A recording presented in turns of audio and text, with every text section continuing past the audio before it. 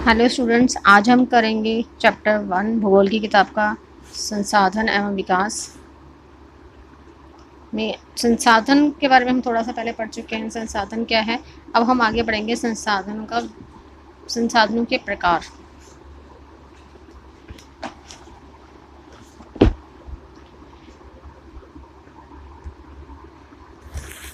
संसाधन जो हैं बेसिकली वो दो प्रकार के होते हैं, प्राकृतिक संसाधन और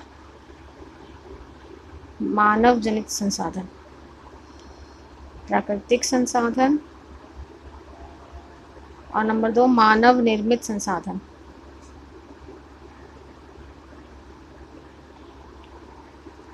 संसाधन किसे कहते हैं हम ये पहले पढ़ चुके हैं, लेकिन एक शॉर्टकट में बताते हैं। प्रत्येक वह वस्तु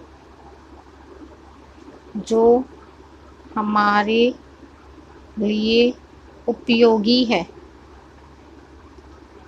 या जो हमारी आवश्यकता को पूरा करती है वह संसाधन है।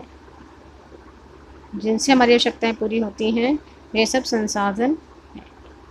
संसाधन दो प्रकार के हैं, प्राकृतिक संसाधन और मानव निर्मित संसाधन। अब प्राकृतिक संसाधनों को ही हमने आगे और वर्गीकृत किया है और समूहों में बांटा है। इसका मतलब तो और किन समूहों में बांटा हमने प्राकृतिक संसाधन को, तो उन्हें हमने कुछ आधार पे बांटा है। जैसे हमने उनको बांटा है विकास के आधार पर। ये सब प्राकृतिक संसाधनों की बात करी मैं, विकास के आधार पर। तो विकास के आधार पर संसाधन कौन से हैं हमारे पास? विकास के आधार पर हमारे पास संसाधन है वास्तविक संसाधन और संभाव्य संसाधन। ये आपकी किताब में दिया हुआ है, जो वास्तविक संसाधन और संभाव्य संसाधन। तो विकास के आधार पर दो हो गए, वास्तविक संसाधन और दूसरा संभाव्य संसाधन। वास्तविक संसाधन वह हैं जो हमारे पास अभी हैं, जिनका हम उपयोग कर रहे हैं, जिनकी मात्रा हमें ज्ञात है और हम इस समय इनका उपयोग कर रहे हैं, किया जा रहा है इनका उपयोग। तो यह है वास्तविक संसाधन। और संभाव्य संसाधन वे हैं जिनकी संपूर्ण मात्रा ज्ञात नहीं हो सकती, संभावना है उनकी कि अभी वो हमारे पास हो सकते हैं, पता नहीं, और हमें मालूम नहीं है कितनी मात्रा में है, और इनका भी उपयोग भी पूरी तरह से नहीं किया जा रहा है। इनका उपयोग भविष्य में किया जा सकता है, फ्यूचर में हम इनका उपयोग कर सकेंगे। तो ये है संभाव्य। संभावना का मतलब होता है ना, जो संभावना है मतलब हो सकता है, श्योर नहीं होता जो। तो संभाव्य संसाधन वो हैं जिनकी मात्रा हमें पूरी तरह से ज्ञात नहीं है, इनका उपयोग अभी नहीं किया जा रहा, उनका उपयोग भविष्य में किया जा सकता है। तो ये हमारे हो गए संभाव्य और वास्तविक संसाधन। उसके बाद हमारे पास है अगला मेन टॉपिक, उत्पत्ति के आधार पर संसाधन। अगला आधार जिसपे हम बांटते हैं संसाधनों को वह है उत्पत्ति के आधार पर। उत्पत्ति के आधार पर हम दो संसाधन बांटते हैं, जैविक संसाधन और अजैविक संसाधन। शायद आपने सुना भी होगा बहुत बार इनके बारे में कुछ, जैविक संसाधन और अजैविक संसाधन। नाम से ही इनका पता चल रहा है जैविक, यानी कि जो जैव तत्वों से मिलकर बने हैं, जिनमें जीवन है, जो जैविक तत्वों से मिलकर बने हैं वो संसाधन जैविक संसाधन कहलाते हैं। जैसे कि मृदा, चट्टानें, खनिज, ये अजैव हैं, इनमें जान नहीं है। मिट्टी में, चट्टानों में, खनिज में, इनमें जान नहीं है, तो ये अजैव संसाधन है। जिनमें जान है, जैसे पौधे, जंतु, ये जैव संसाधन है, जैविक। जिनमें जीवन है वो जैविक, जिनमें जीवन नहीं है वो अजैविक। अब पानी है, आप बताइए पानी या जल जो है, जल क्या है? जल अजैविक है। आप कहेंगे जल से तो हमें जीवन मिलता है, बिल्कुल सही है, जल हमें जीवन देता है, लेकिन जल में अपना कोई जीवन नहीं है। पौधों में जीवन है, पौधे जैविक संसाधन है, पर जल अजैविक संसाधन है। अब नेक्स्ट हमारे पास प्राकृतिक संसाधनों को अगर हम बांटते हैं उनके प्रयोग के आधार पर। प्रयोग के आधार पर हम कैसे बांटेंगे? नवीकरणीय, मतलब उनका दोबारा से हम प्रयोग कितनी बार कर सकते हैं, तो प्रयोग के आधार पर हम बांटेंगे। प्रयोग के आधार पर, या इसको हम ये भी कह सकते हैं समाप्ति के आधार पर।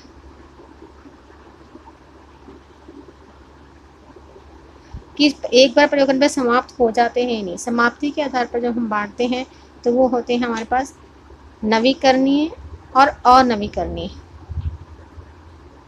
नवीकरणीय संसाधन और दूसरा है अनवीकरणीय संसाधन।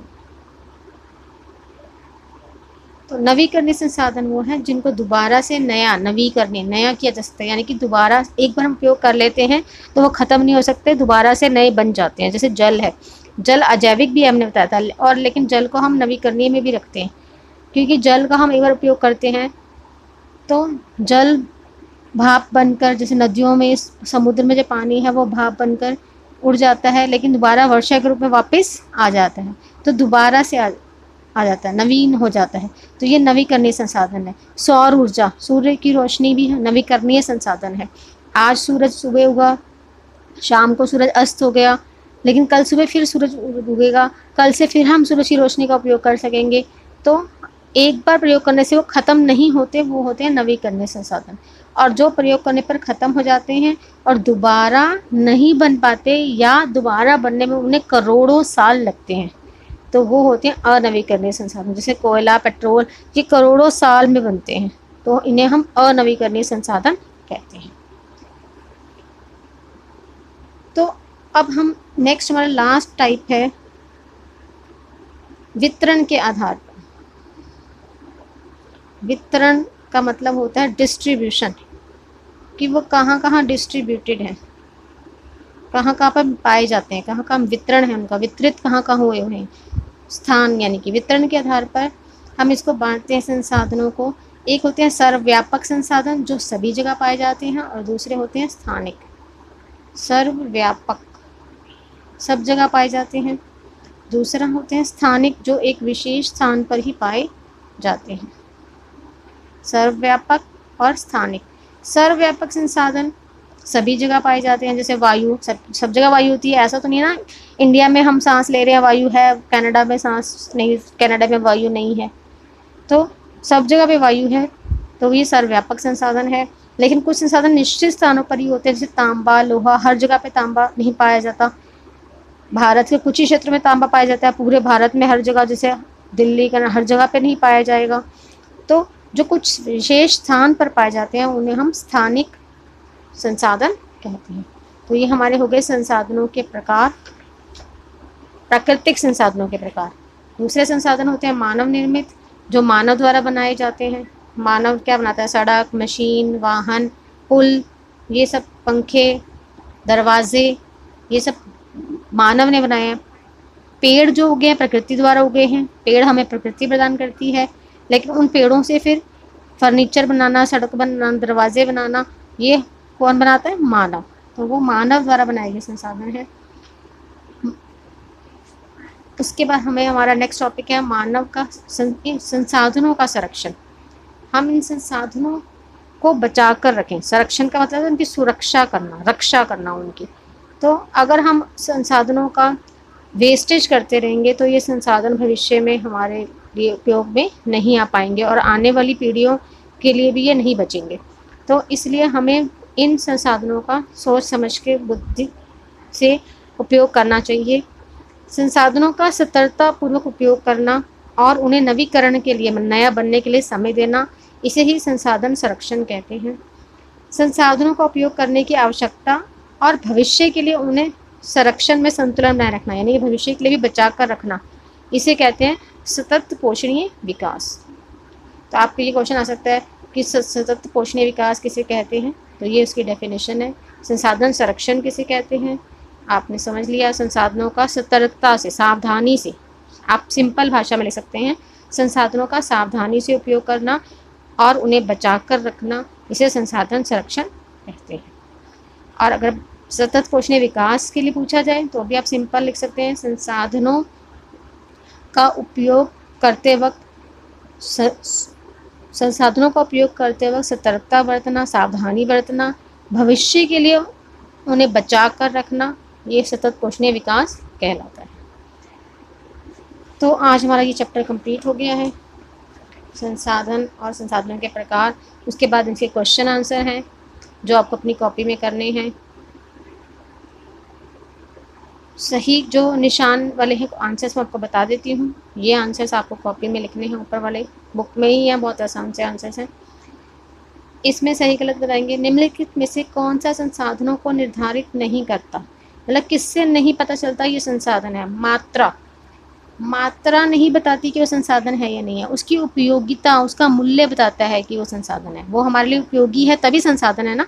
उसकी मात्रा हमारे लिए मायने नहीं रखती। मान लो बहुत सारा वेस्ट मटेरियल पड़ा है जो हमें नहीं चाहिए, हमारे लिए उपयोगी नहीं है, तो उसकी मात्रा कितनी भी ज़्यादा हो वो संसाधन नहीं है हमारे लिए। सेकंड, निम्नलिखित में से कौन सा मानव निर्मित संसाधन है जो मनुष्य ने बनाया है। तो कैंसर की दवाइयाँ, औषधियाँ, ये हैं मानव निर्मित संसाधन।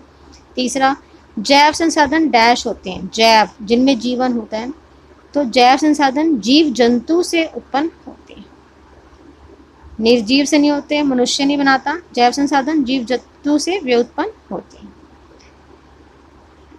अब ये चैप्टर आप इसकी क्वेश्चन आंसर कंप्लीट कर लीजिएगा अपनी नोटबुक में।